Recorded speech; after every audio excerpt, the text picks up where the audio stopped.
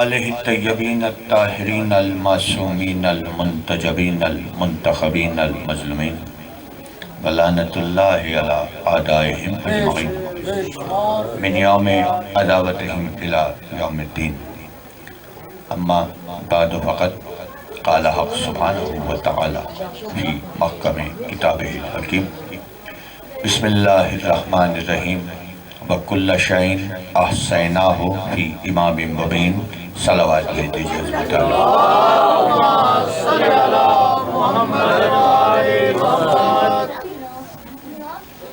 عزیزان گرامی قدر، بزرگان ملت جعفریہ، موالیان حیدر کردار، مجتبیٰ شاہ جی کی زیر سرپرستی یہ مجلس اعزا کی جس کی ابتدا اور اس کی بانی ظہیر شاہ جی، شکر گزار ہوں میں آپ تمام حضرات کا اور ان احباب کا کہ جنہوں نے مجھے اس مجلس اعزا سے دعوت خطاب دے کر یہ سعادت اور شرف عطا فرمایا کہ میں آپ تمام حضرات کے روبرو ان ہستیوں کا تذکرہ کروں کہ جن کے پاس اس خاندان کا تذکرہ کروں کہ جس خاندان میں نبوت بھی ہے، رسالت بھی ہے، امامت بھی ہے، ولایت بھی ہے، وصایت بھی ہے۔ توجہ ہے آپ تمام حضرات کی حضور، اس خاندان کا تذکرہ ہے کہ جہاں نبوت بھی ہے، رسالت بھی ہے، وصایت بھی ہے، امامت بھی ہے، ولایت بھی ہے، خلافت بھی ہے۔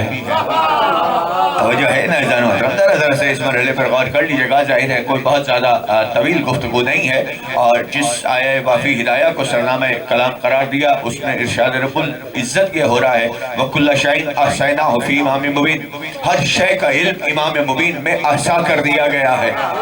توجہ ہے، توجہ رکھیے گا عزیزان محترم، اللہ آپ کو سلامت رکھے۔ اور اس آیت کا جو تفسیر ہے وہ تفسیر ہی ذوات آل محمد ہے، اس لیے کہ جب اللہ یہ کہہ رہا ہے کہ ہر شے کا علم ہم نے امام مبین کو عطا کیا، تو پھر جس کو جس کا علم ہوتا ہے وہی اس کا مختار بھی ہو جاتا ہے۔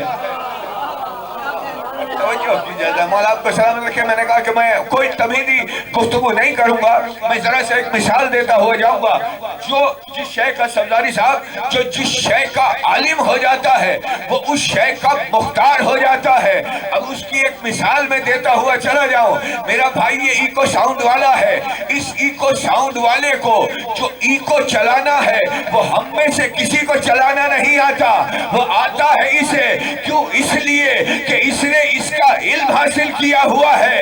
تو جب اس نے اس کا علم حاصل کیا ہے تو جب چاہے یہ اسے بند کر سکتا ہے، جب چاہے چلا سکتا ہے، جب چاہے آواز اونچی کر دے، جب چاہے آواز نیچی کر دے، جب چاہے ریورب لے آئے، جب چاہے ساؤنڈ بنا دے، جب چاہے بیس لے آئے۔ وجہ کیا ہے؟ وجہ یہ ہے کہ اس نے علم حاصل کیا ہے۔ تو جب علم حاصل کر لیا تو اس کو اس کا اختیار حاصل ہو گیا۔ تو یہی سے طے ہو گیا کہ جو بھی جس شے کا عالم ہوتا ہے وہ اس کا مختار ہوتا ہے، اور جب وہ اس پر اختیار حاصل کر لیتا ہے تو اپنی مرضی سے جب چاہے اسے اٹھا دیتا ہے۔ اب سمجھ میں آیا اللہ نے کیا کہا؟ وَكُلَّ شَيْءٍ أَحْصَيْنَاهُ فِي إِمَامٍ مُبِينٍ، ہر شے کا علم امام مبین میں دیا گیا۔ تو اب امام مبین وہ نہیں ہوگا کہ جب اس سے کوئی مسئلہ پوچھا جائے تو یہ کہتا ہوا گھر دوڑا جائے کہ ٹھہر جا، پہلے بیٹی سے پوچھو۔ امام مبین وہ ہوگا جو زمین پر بیٹھ کر اپنے اشارے سے سورج کو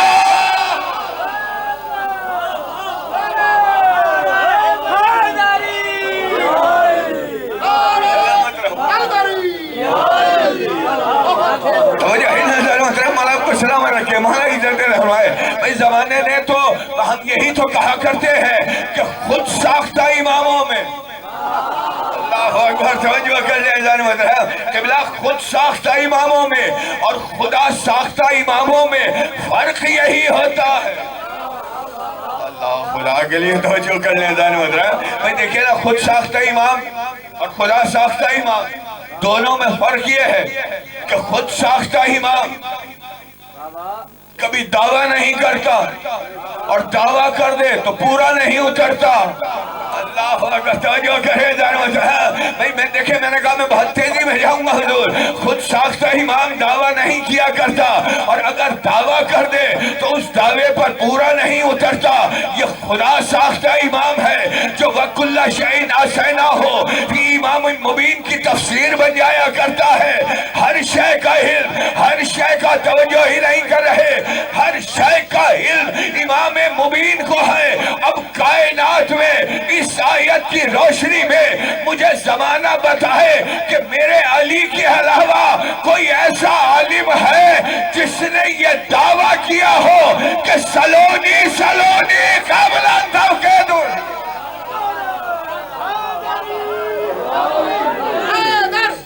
پورا منو مل کے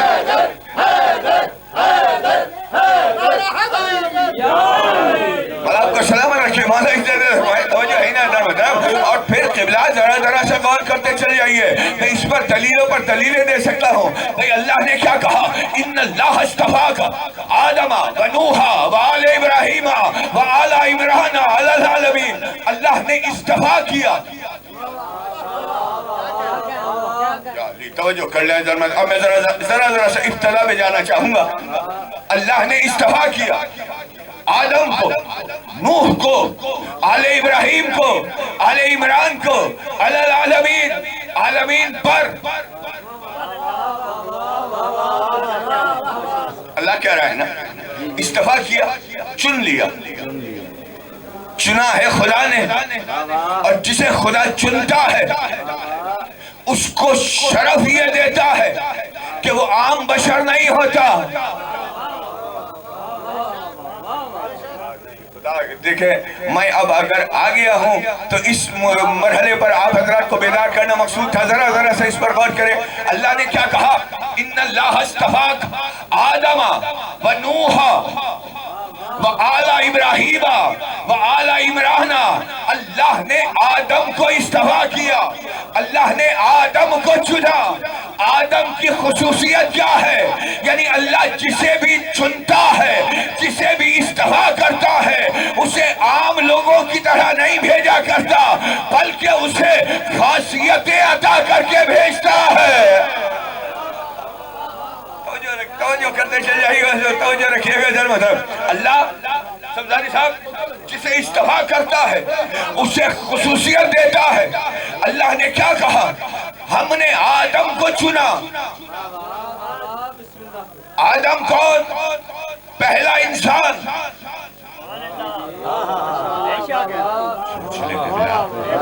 آدم کون؟ پہلا انسان۔ آدم پہلے انسان ہی ہے نا، کائنات کے لیے پہلے انسان ہے، لیکن آدم کی تخلیق زمین پر نہیں ہوئی ہے، آدم کی تخلیق آسمان پر ہوئی ہے۔ فَإِذَا سَوَّيْتُهُ وَنَفَخْتُ فِيهِ مِن رُوحِي، جب میں اسے سجا لوں، سوار لوں اور اس میں اپنی روح داخل کر دوں، پوری توجہ رکھیے گا، آدم کی تخلیق ہو رہی ہے، توجہ رکھیے گا۔ پہلا انسان آدم، ٹھیک، توجہ ہے، آمادہ ہے۔ پہلا انسان کون ہے؟ آدم۔ اور اس کی تخلیق سے پہلے اللہ کہہ رہا ہے انی جائل فی الارض خلیفہ، میں زمین پر خلیفہ بنا رہا ہوں، زمین کے لیے خلیفہ مقرر کر رہا ہوں۔ پوری توجہ رکھیے گا، اب جب بات علم پر آئی ہے تو اس انداز میں سنتے چلے جائیے گا۔ میں زمین پر خلیفہ مقرر کر رہا ہوں۔ تمام فرشتوں نے اعتراض کیا، ایسے ہی نا، واقعہ سنا ہوا ہے، تمام فرشتوں نے اعتراض کیا، مالک اسے زمین پر اپنا خلیفہ بنائے گا کہ جو زمین پہ جا کے خون بہائے گا، فتنہ کرے گا، فساد کرے گا، ایسے ہی ہے نا، یہی ہے نا، اور تیری خلافت کے حقدار ہم ہیں، جملے ہیں نا قرآن مجید کے، تیری خلاف فرشتے کہہ رہے ہیں تیری خلافت کے حقدار ہم ہیں. اور توجہ رکھیے گا، اب جب انہوں نے یہ اعتراض کیا تو اللہ نے انہیں راندہ درگاہ نہیں کیا، درگاہ سے نہیں نکالا، بلکہ اللہ نے دلیل مانگی کہ تم جو اپنی خلافت کے حقدار بنے بیٹھے ہو، پھر مجھے بتاؤ کہ تمہارے پاس خلافت کی دلیل کیا ہے. تو آواز فرشتگان یہی آئی تھی، تمام فرشتوں نے یہی کہا تھا کہ مالک نحن نقدس ہو، ہم تیری تسبیح کرتے ہیں، ہم تیری پاکیزگی بیان کرتے ہیں، نہیں توجہ کر رہے، ہم تیری نمازیں پڑھتے ہیں، ہم تیرا سجدہ کرتے ہیں، ہم تیری تسبیح کرتے ہیں، ہم لا الہ الا اللہ کا کلمہ پڑھتے ہیں، ہم اللہ اکبر کی تسبیح پڑھتے ہیں، ہم الحمدللہ کی تسبیح پڑھتے ہیں، ہم سبحان اللہ کی تسبیح پڑھتے ہیں، ہم تیری عبادت کرتے ہیں. تو جیسے ہی انہوں نے یہ دلیل دی ہے، اللہ نے پکار کر کہا جو میں جانتا ہوں وہ تم نہیں جانتے، اور اس کے بعد فوراً کہا وَعَلَّمَ آدَمَ الْأَسْمَاءَ كُلَّهَا، ہم نے آدم کو کل اسماء کی تعلیم دی. تو یہی سے طے ہو گیا کہ اللہ کا خلیفہ بننے کے لیے نمازوں کی نہیں علم کی ضرورت ہوتی ہے.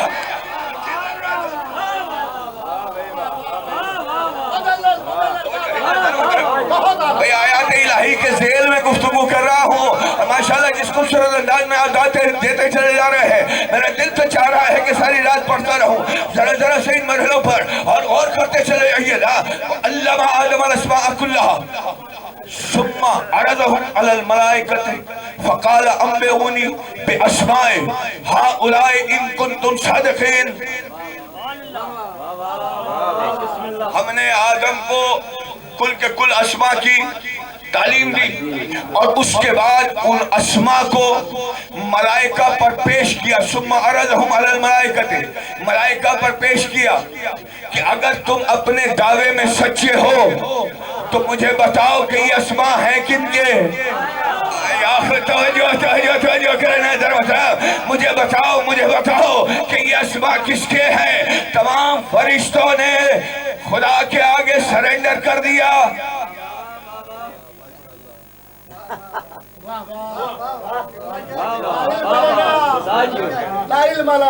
سرنڈر کر دیا نا. مالک سبحانک لا علم لنا الا ما علمتنا، مالک تو بے عیب ہے، ہم نہیں جانتے سوائے اس کے کہ جو تو نے ہمیں بتایا. یعنی ان اسماء کے بارے میں فرشتوں کو معلوم نہیں تھا. خدا توجہ کیجئے نا، فرشتوں کو معلوم نہیں تھا. بس جیسے ہی تمام فرشتوں نے سرنڈر کیا، آواز قدرت آئی ہے یا آدم انبئہم باسماء. اے آدم انہیں بتا ان اسماء کے بارے میں. خدا توجہ کر لینا ہے. اے آدم انہیں ملائکہ کو اسماء کے بارے میں بتا. بس ادھر قدرت نے خطاب کیا، ادھر جلال الدین سیوطی جو کہ عالم اہل سنت ہے، انہوں نے اپنی کتاب تفسیر در منصور میں لکھا ہے. ادھر اللہ نے آدم سے یہ کہا، آدم انہیں پڑھا، کنہیں فرشتوں کو پڑھا. جیسے ہی یہ خطاب آدم سے ہوا، آدم نے فوراً پکار کر کہا پروردگارا انت محمود ھذا محمد انت اعلی ھذا علی انت فاطر السماوات ھذا فاطمہ انت احسن ھذا حسن انت قدیم الاحسان ھذا حسین. مالک تو محمود ہے، یہ محمد ہے، تو اعلی ہے، یہ علی ہے، تو فاطر ہے، یہ فاطمہ ہے، تو حسن ہے، یہ حسن ہے، تو قدیم الاحسان ہے، یہ حسین ہے. تو یہی سے طے ہو گیا کہ آدم کو جو بزرگی ملی تھی وہ پنجتن کے صدقے میں ملی تھی.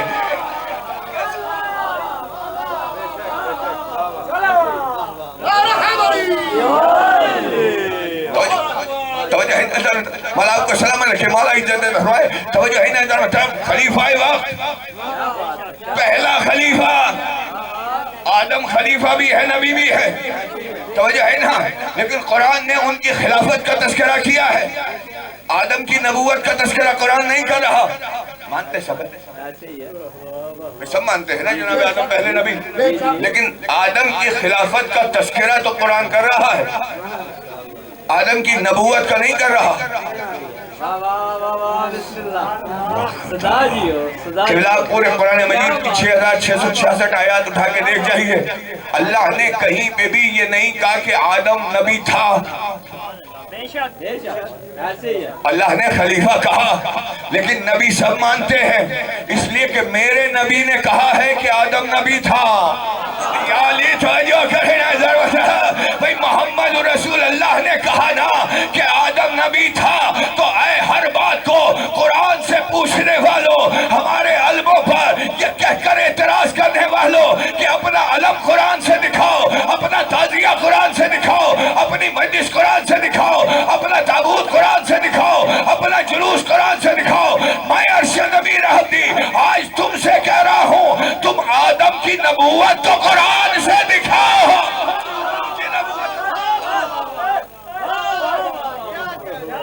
تو جو ہے میں آپ کو سلام مل کر درود بھیجی جاتا طالب ہوں.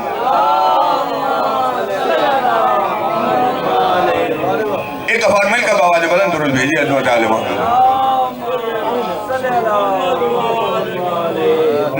دیکھیں, درود وہ عظیم ترین عبادت ہے جس میں وہ بھی شریک ہے جو لا شریک ہے, اس لیے بلند محمد بلند تاج صلوات.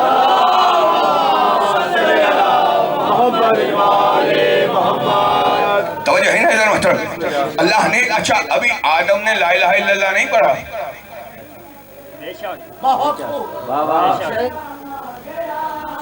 بھئی ابھی جناب آدم نے لا الہ الا اللہ نہیں پڑھا, ابھی جناب آدم نے محمد رسول اللہ کا کلمہ نہیں پڑھا, ابھی کلمہ ہی نہیں پڑھا. پہلا خطاب ہی آدم کا یہ تھا, پروردگار انتا محمود, تو محمود ہے, یہ محمد ہے, تو اعلیٰ ہے, یہ علی ہے, تو فاطر السماوات ہے, یہ فاطمہ ہے, تو احسن ہے, یہ حسن ہے, تو قدیم الاحسان ہے, یہ حسین ہے. تو یہی سے طے ہو گیا نا کہ آدم کی جو خلافت ہے وہ صرف ایک کلمے پر نہیں رکی ہوئی ہے, یعنی آدم نے صرف لا الہ الا اللہ کا کلمہ نہیں پڑھا بلکہ اللہ سے لے کر حسین تک کا کلمہ پڑھا. تو طے ہو گیا نا کہ آدم کا جو خلف بیٹا ہوگا وہ ہوگا جو پنجتنی ہوگا, جو ناخلف ہوگا وہ پنجتن سے دور ہوگا.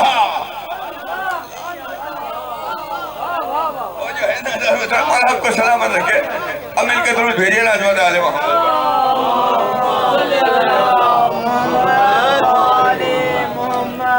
پوری توجہ رکھیے گا ادھر محترم. جناب آدم کی فضیلت استفا کیا, کس طرح استفا کیا کہ مسجود ملائک بنا دیا. پوری توجہ رکھیے گا ادھر محترم. خصوصیت ہے یہ نہیں ہے, نوح کی خصوصیت ہے 2500 سال تک نوح تبلیغ کرتے رہے, لیکن آخر قوم پر عذاب آیا. پوری توجہ رکھیے گا ادھر محترم. نوح نبی اللہ ہیں, قوم پر عذاب آیا, مگر جو کشتی نوح میں تھے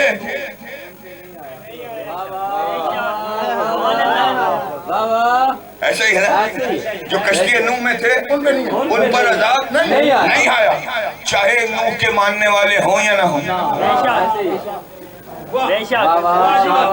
خدا توجہ کرنے نہ جانے مطلب بھئی, چاہے اللہ کے ماننے والے ہوں یا نہ ہوں, چاہے توحید پرست ہو یا نہ ہو, مگر اللہ کے عذاب سے بچ گئے. کیوں؟ اس لیے کہ نبی اللہ کی پناہ میں تھے. خدا توجہ کرے اللہ مطلب بھئی, نبی اللہ کی پوری توجہ رکھیے گا. نبی اللہ کی پناہ میں تھے نا, تو اس عذاب سے محفوظ ہو گئے. یعنی پتہ یہ چل گیا, جو بھی وقت کی حجت کی پناہ میں آ جاتا ہے اسے اللہ کا عذاب بھی مار نہیں سکتا.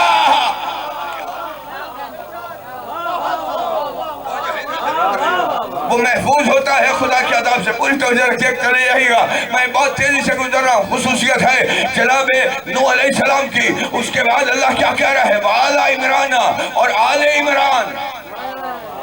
نہ اس سے پہلے کہا وَآلَ ابراہیم اور آل ابراہیم. اچھا کمال یہ ہے کہ یہاں ابراہیم کی خصوصیت نہیں ہے, واہ واہ واہ واہ آل ابراہیم، واہ واہ کیا بات ہے، کیا قبلہ میں بہت تیزی سے اپنے مضمون کے قریب آیا حضور. بھئی اللہ نے یہاں ابراہیم علیہ السلام کا نام نہیں لیا، آل ابراہیم، اور آل ابراہیم کو استفا کیا. کیوں؟ اس لیے کہ ابراہیم جد الانبیاء ہے. ابراہیم وہ ہیں جو نبی بھی ہے، ابراہیم وہ ہیں جو رسول بھی ہے، ابراہیم وہ ہیں جو امام بھی ہے.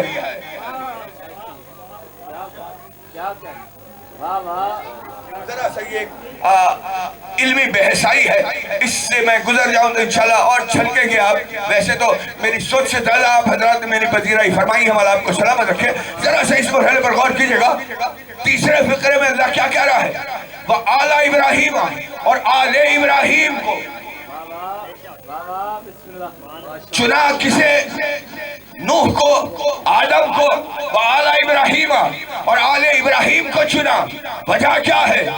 کیوں آل ابراہیم کو چن رہا ہے؟ وجہ یہ ہے کہ اللہ نے نبوت کے سلسلے کو ختم کرنا تھا، امامت کے سلسلے کو بڑھانا تھا. توجہ کرتے چل جائے گا حضور. ذرا میں نے کہا میں بہت تیزی سے گزروں گا. بھائی وجہ یہی ہے نا، نبوت کا اختتام ہو رہا ہے، ہدایت کا اختتام نہیں ہو رہا، نبوت کا اختتام ہوگا. اسی لیے اللہ نے نبوت ہی کو امامت سے سرفراز کیا. انی جائلک للناس اماما، ہم آپ کو ناس کا امام مقرر کرتے ہیں. جناب ابراہیم کے لیے کہا گیا نا، پوری توجہ رکھیے گا. ہم آپ کو ناس کا امام مقرر کرتے ہیں. یہ قرآن کے الفاظ ہیں نا. کس کے لیے؟ جناب ابراہیم کے لیے. جب ابراہیم سے اللہ نے امتحان لیا اور وہ امتحان میں کامیاب ہو گئے، تو اس امتحان کے صلے میں جناب ابراہیم جیسے نبی کو، جناب ابراہیم جیسے جد الانبیاء کو، جناب ابراہیم جیسے صاحب شریعت نبی کو اللہ نے انعام کے طور پر امامت سپرد کی ہے. انی جائلوں کا للناس اماما، میں آپ کو ناس کا امام مقرر کرتا ہوں. بس جیسے ہی یہ عہدہ جناب ابراہیم کو حاصل ہوا، فوراً ہی ابراہیم نے دعا کی ہے، مالک ومن ذریتہ، کیا یہ میری ذریت میں جائے گا، نسل میں جائے گا، ذریت میں جائے گا؟ تو آواز قدرت کیا آئی تھی؟ لا ینال عہد الظالمین، حبیب یہ تیری ذریت میں جائے گا ضرور، مگر جو ظالم ہوگا اسے ہم یہ عہدہ نہیں دیں گے.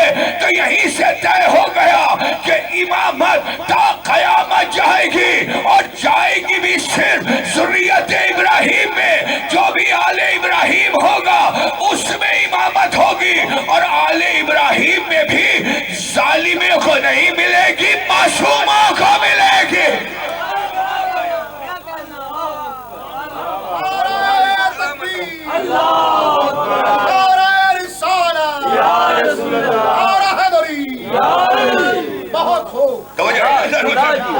ذریت ابراہیم میں جائے گی، نسل ابراہیم میں جائے گی.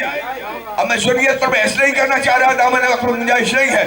ذریت میں جائے گی، نسل میں جائے گی امامت، مگر جو ظالم ہوگا اللہ نے کہا اس سے ہمارا عہد نہیں. یعنی پتہ یہ چلا کہ خدا کی نگاہ میں امام وہ ہوتا ہے جو معصوم ہوتا ہے.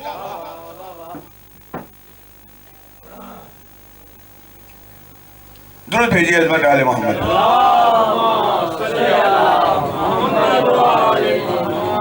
توجہ ہے نا ذرا سا اس مرحلے پر غور کرتے چل جائے گا کہ امام وہ ہوتا ہے کہ جو ظالم نہیں ہوتا، کسی بھی طریقے سے ظالم نہیں ہوتا. چاہے وہ ظلم بالنفس ہو، چاہے وہ ظلم بالغیر ہو، چاہے وہ ظلم بالشخص، توجہ، چاہے وہ ظلم بالشرک ہو، کسی بھی طرح معصوم ظالم نہیں ہوا کرتا. امام ظالم نہیں ہوتا.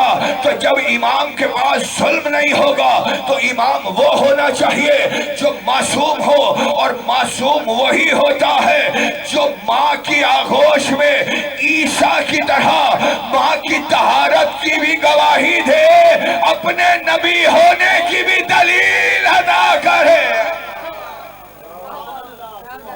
میں اشارے دیتا ہو جا رہا ہوں. سلام نعرہ رسالت،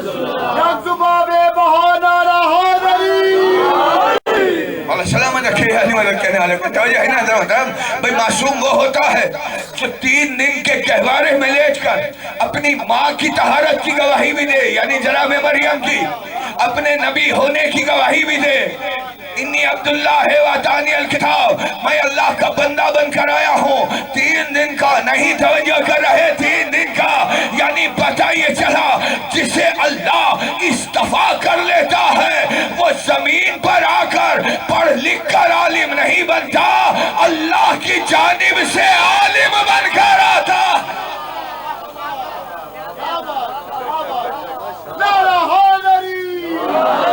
اللہ سلامت رکھیے علی مدد کہنے والوں کو توجہ ہی نہ دو، بہت تیزی سے میں آ رہا ہوں اپنے موضوع اور زیادہ قریب آتا چلا جا رہا ہوں۔ بھئی معصوم وہ ہوتا ہے جو زمین پر آ کر عالم نہیں بنتا، من جانب اللہ عالم بن کر آتا ہے۔ یہ عیسیٰ کی بھی گواہی ہے، یہ علی کی بھی گواہی ہے۔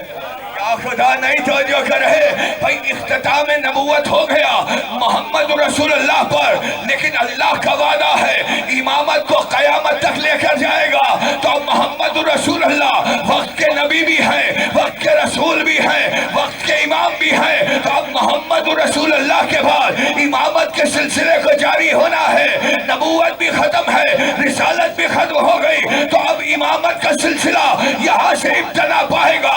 تو اب امام کون ہونا چاہیے؟ وہ جو معصوم ہو۔ امام کون ہونا چاہیے؟ وہ جو من جانب اللہ عالم بن کر ہے۔ یہی تو وجہ ہے کہ جب علی اس دنیا میں آیا تو محمد کے گھر میں نہیں آیا، باپ کے گھر میں نہیں آیا، اللہ کے گھر میں آیا۔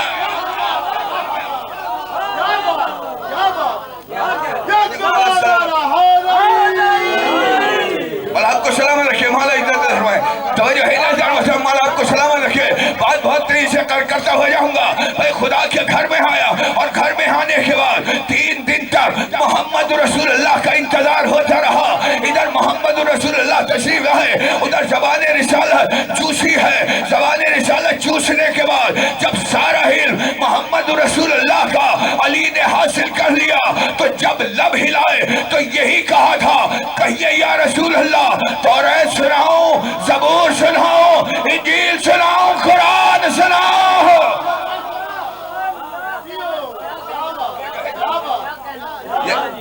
اور آپ کو سلامت رکھیں، یعنی ابھی قرآن نازل نہیں ہو رہا، علی قرآن کے نزول سے پہلے قرآن سنا رہا۔ خدا کے لیے توجہ کریں ضرورت، اور میں نے تو تاریخوں میں یہاں تک پڑھا ہے، علماء نے لکھا کہ علی نے سورہ مومنون کی پہلی 10 آیتوں کی تلاوت کی۔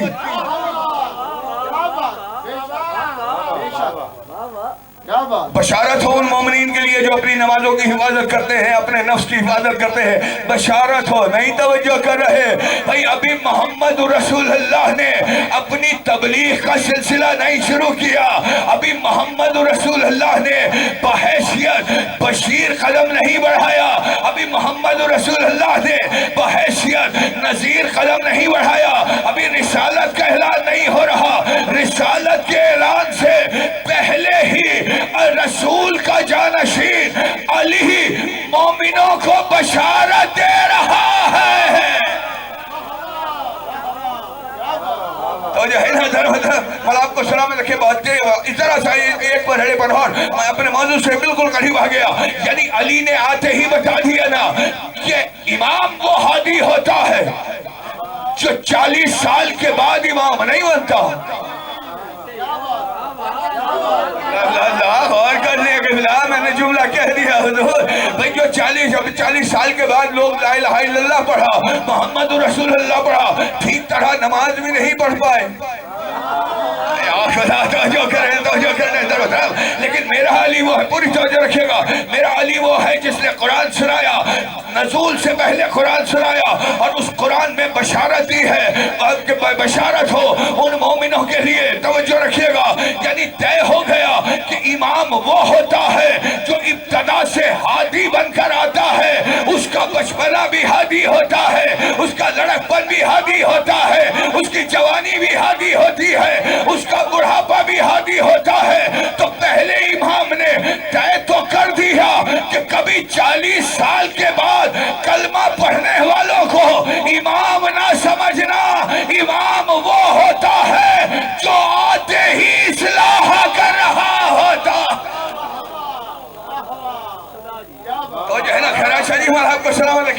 باتیں کرنے جا رہا ہوں حضور. امام وہ ہوتا ہے جو بچپن میں بھی امام ہوتا ہے.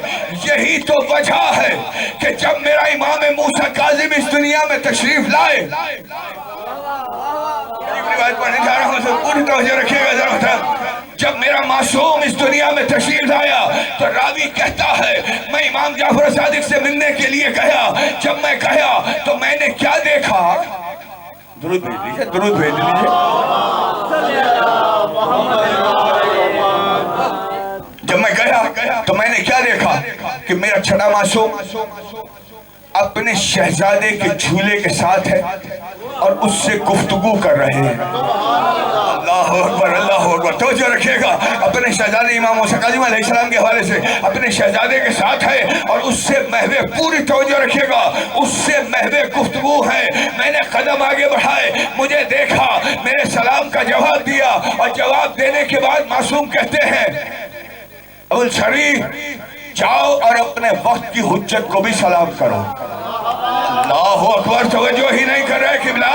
ابھی پنگھوڑے میں ہے, ابھی جھولے میں ہے میرا معصوم, لیکن چھٹے معصوم فرما رہے ہیں جاؤ وقت کی حجت کو سلام کرو. ابوالشریف کہتا ہے میں گیا ہوں, جیسے ہی میں نے سلام, پوری توجہ ذرا محترم, جیسے ہی میں نے سلام کیا آواز موسیٰ کاظم آئی وعلیکم السلام, اور اس کے بعد موسیٰ کاظم کہتے ہیں کہ ابھی 4 دن پہلے جو تیرے بیٹی پیدا ہوئی ہے اس کا نام تو نے کیا رکھا؟ وہ پلٹ کر کہتا ہے مولا اس کا نام میں نے حمیرہ رکھا. کہا یہ نام اللہ کو ناپسند ہے, اپنی بیٹی کا نام تبدیل کر جا.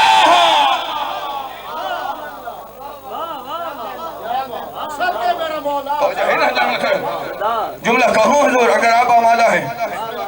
معصوم وہ ہوتا ہے کہ جھولے میں بھی ہو تو بھی ہادی ہوتا ہے, قید میں ہو تو بھی ہادی ہوا کرتا ہے.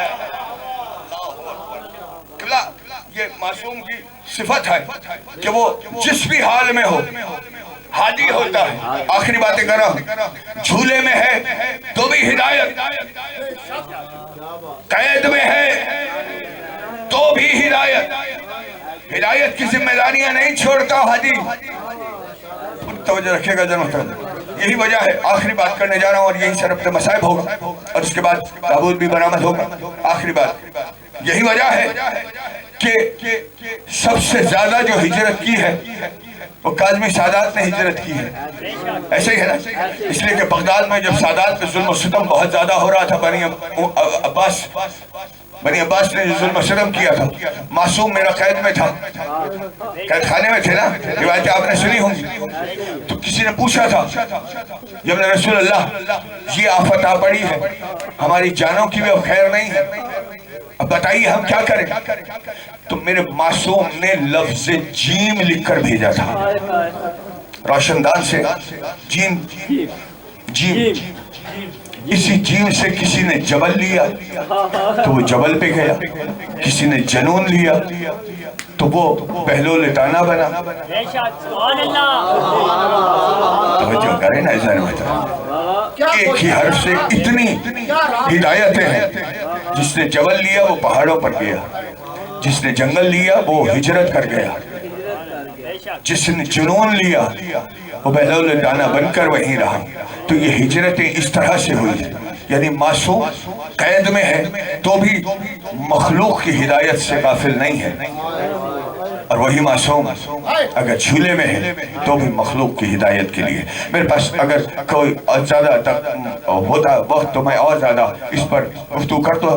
صرف ایک بات اور یہ عرض کرتا چلوں کہ جو وقت کا امام ہوتا ہے جو چاہدہ معصومین ہے, کیونکہ یہ نسل نبوت سے ہے اس لیے یہ انبیاء سے بھی افضل ہے. اس لیے انبیاء سے گزشتگان سے آدم سے لے کر عیسیٰ تک کے انبیاء کی بات ہو رہی, رسول اللہ سے افضل نہیں ہے. کائنات میں سب سے افضل جناب رسول خدا ہے, لیکن یہ آدم سے لے کر عیسیٰ تک کے تمام انبیاء سے افضل ہے. اور اس کی دلیل آپ لیتے چلے جائیے, چونکہ تذکرہ امام موسیٰ کاظم کا ہے تو پھر ایک وقت کا نبی جسے یوسف کہا جاتا ہے، جس کے پیچھے اگر کوئی خاتون آ جائے تو وہ اپنا دامن چھڑا کر اس سے دور ہوتا ہے، یہ وقت کا نبی ہے، اور وہ کہتا ہے کہ مولا مجھے اس شر سے محفوظ رکھیے، دعائیں ہیں، مگر یہ وقت کا معصوم ہے کہ جب اسے قتل کرنے کی سازش کے طور پر کسی بدکار عورت کو بھیجا گیا تو یہ اس عورت سے دور نہیں ہٹا، بلکہ اپنی عبادت اور اپنی ہدایت سے اس بدکار عورت کو بھی عابدہ بنا کے چلا گیا۔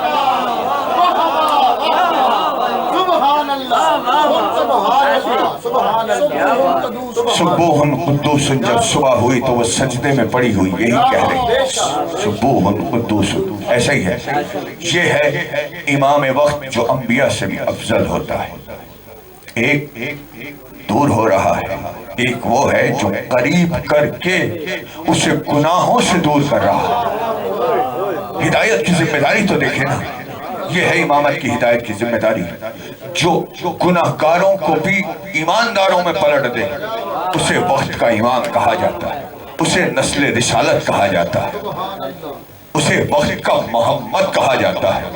انہی ائمہ کے لیے رسول اللہ نے کہا تھا اولنا محمد وأوسطنا محمد وآخرنا محمد وکلنا محمد، ہمارا پہلا بھی محمد ہے، ہمارا درمیانہ بھی، ہمارا آخری بھی محمد ہے، ہم سب کے سب محمد ہیں، اس لیے کہ یہ ہادی بن کر آتے ہیں، اور ہدایت گناہگاروں سے قریب ہو کر انہیں گناہوں سے پلٹا دیا کرتے ہیں۔ یہ ہے ہدایت کا اصول، من الظلمات الی النور، یہ نکال لے جاتے ہیں ظلمات سے نور کی طرف، اور یہی کام موسیٰ کاظم نے، صرف انہوں نے آزادی کے دنوں میں یہ کام نہیں کیے، انہوں نے تو قید و بند کی صعوبتوں میں بھی یہ کام کیا۔ جزاک اللہ، جزاک اللہ۔ عزیزانو، آپ نے سنا ہوگا زندان خانوں کو عبادت خانوں میں بدل دیا۔ سبحان اللہ۔ سبزاری صاحب نے بڑا خوبصورت جملہ کہا ہے کہ یہ وہ ہیں، یہ خدا کے وہ عابدین ہیں کہ جنہوں نے میدانوں کو بھی عبادت خانوں میں تبدیل کیا، جنہوں نے زندانوں کو بھی عبادت خانوں میں تبدیل کیا۔ کہیں وقت کا محمد حسین میدان کو عبادت خانہ بنا گیا، اور اس میدان کو وہ عروج دے گیا کہ اب کائنات میں صرف دو ہی معلّہ ہیں، یا تو عرش معلّہ یا کربلا معلّہ، اس سے بڑھ کر کوئی نہیں۔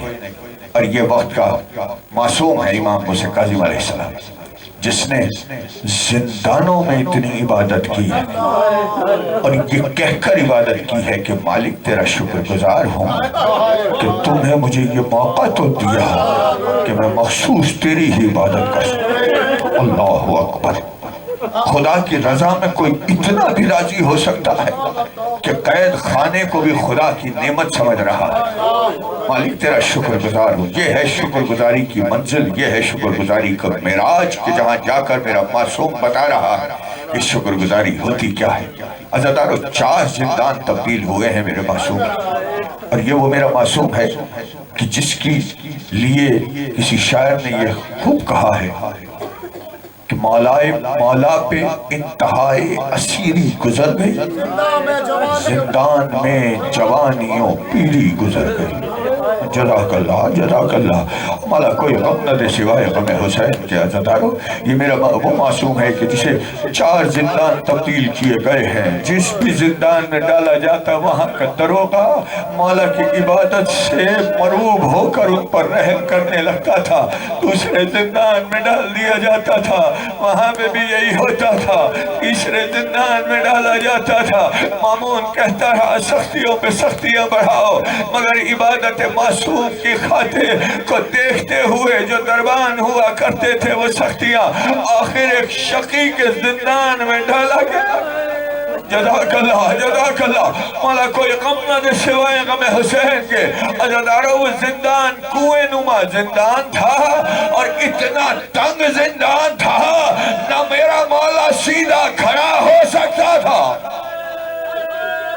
سن لیا عزیزانو، مولا کوئی غم نہ دے سوائے غم حسین کے، نہ میرا میرا معصوم سیدھا کھڑا ہو سکتا تھا، نہ بیٹھ سکتا تھا، نہ ٹانگیں پھیلا سکتا تھا۔ ارے 14 سال رکوع کے بعد جزاک اللہ جزاک اللہ، ہمارا کوئی غم نہ دے سوائے غم حسین کے۔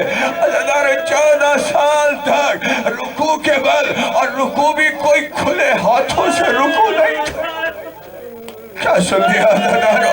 ہاتھوں میں ہتھکڑیاں ہیں، پیروں میں بیڑیاں ہیں، گلے میں داغ ہے، کمر میں لنگر ہے۔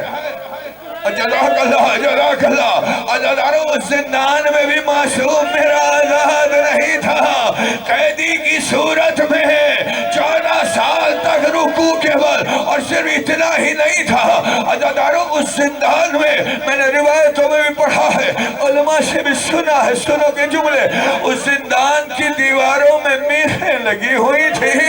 میرے معصوم کو جب کبھی شکنجہ دیا جاتا تھا معصوم تڑپتا تھا، کبھی اس کیل سے جزاک اللہ جزاک اللہ، مالا کوئی غم نہ دے سوائے غم حسین کے، کبھی اس دمیغ سے ٹکرایا کرتا تھا، چھلنی میرا معصوم، مگر اس کے باوجود بھی کبھی موسی کاظم نے اپنی قید پر گریہ نہیں کیا، جب بھی گریہ کیا یہ کہہ کر گریہ کیا یا جنہ ہو سجاد۔ جزاک اللہ جزاک اللہ، مالا کوئی غم نہ بھائی، ابھی ٹھہرنا، 2 جملے پڑھوں گا پھر تابوت برآمد کر لیجئے گا۔ یا جنہ ہو سجاد، جب بھی یاد کیا جملہ سنو گے، علماء سے میں نے سنا ہے جناب موسی کاظم نے اپنی قید میں رہ کر 2 قیدیوں کو بہت یاد کیا، ایک سجاد کو یاد کیا، ایک 4 سالہ سکینہ۔ جزاک اللہ، ہاں یہی حق ہے رونے کا دادا، اسی طرح گریہ کیا کرو۔ 14 سال تک 2 قیدیوں کو بڑا یاد کیا ہے۔ میں کہوں گا مولا سجاد، آپ کی قید بھی بہت عظیم تھی، بڑی مصیبت تھی، مولا کاظم کی قید بھی، مگر آپ کی قید میں اور موسی کاظم کی قید میں فرق ہے، اور وہ فرق یہ ہے کہ مولا سجاد آپ کی ہتھکڑیاں تو 1 سال بعد کھل گئی تھی، مگر ہائے میرا غریب امام جس کا جنازہ بھی ہتھکڑیوں والا۔ جزاک اللہ جزاک اللہ، میرے معصوم نے زیارت ناہیہ میں فرمایا ہے، امام زمانہ نے میرے موسی کاظم یہ کہہ کر سن لو گے جملہ، عزیزانو اس سے بڑے مسائل میں نہ پڑھ سکو، میرا معصوم کہتا ہے میرا سلام ہو وقت کے اس قیدی پر کہ جس کا گوشت اس کی ہتھکڑیاں کھا گئی۔ جزاک اللہ جزاک اللہ، مولا کوئی غم نہ دے سوائے غم حسین کے۔ 2 جملے ہیں عزیزانو سن لیجئے گا، اسی پہ تابوت برآمد کر لیجئے گا۔ عزیزانو زہر دیا گیا ہے، مجھے نہیں پتا کیا زہر دیا گیا ہے، خلیفہ وقت نے زہر دلوایا ہے۔ اس کے بعد سنو گے جملہ عزیزانو، اعجاز امامت سے اپنی بیٹیوں سے ملنے گئے ہیں امام موسیٰ کاظم، 18 بیٹیاں ہیں نا، سن لیں گے جملہ عزیزانو، ارے 18 بیٹیاں ہیں، باپوں کو بیٹیاں بڑی پسند ہوا کرتی ہیں، کیوں؟ اس لیے کہ بیٹیاں باپوں کے جنازے کی رونق ہوتی ہیں، جب باپ کا جنازہ اٹھتا ہے بیٹیاں ماتم بھی کرتی ہیں، بیٹیاں نوحہ بھی پڑھتی ہیں، ہائے رے غربت موسیٰ کاظم، 18 بیٹیاں۔ جزاک اللہ جزاک اللہ، مولا کوئی غم نہ دے سوائے غم حسین کے۔ آخری جملے ہیں عزیزانو، 18 بیٹیوں کے ہوتے ہوئے بھی اور بیٹوں کے ہوتے ہوئے بھی اس میرے معصوم کا جنازہ کسی خاندان والے نے نہیں اٹھایا، مزدوروں کو بلایا گیا۔ جزاک اللہ جزاک اللہ، مسلمانوں میں تم سے سوال کرتا ہوں، کسی غریب سے غریب مسلمان کا جب جنازہ ہوتا ہے تو پڑوسی بھی جمع ہو جاتے ہیں، لواحقین بھی جمع ہوتے ہیں، اور جنازہ جب کاندھوں پر رکھا جاتا ہے تو منازل راضی یہ کہتا ہے اشہد ان لا الہ الا اللہ اشہد ان محمد رسول اللہ، کلمہ طیبہ جنازے کے ساتھ ساتھ چل رہا ہوتا ہے، مگر حائر موسیٰ کاظم کا جنازہ کہ رافضی یہ کہتے جا رہے ہیں رافضیوں کے امام کا جنازہ۔ جزاک اللہ آخری جملے مولا تمہیں سلامت رکھے۔ 3 دن تک بغداد کے پل پر جنازہ رکھا رہا۔ 2 جملے سن لیجئے گا، جب کوئی کھولنے والا نہ آیا تو پھر سیدہ قبر سے اٹھی، لوہار کے پاس گئی ہے، ارے میں تجھے بیٹا دوں گی، کوئی میرے بچے کی ہتھکڑیاں کھول دے۔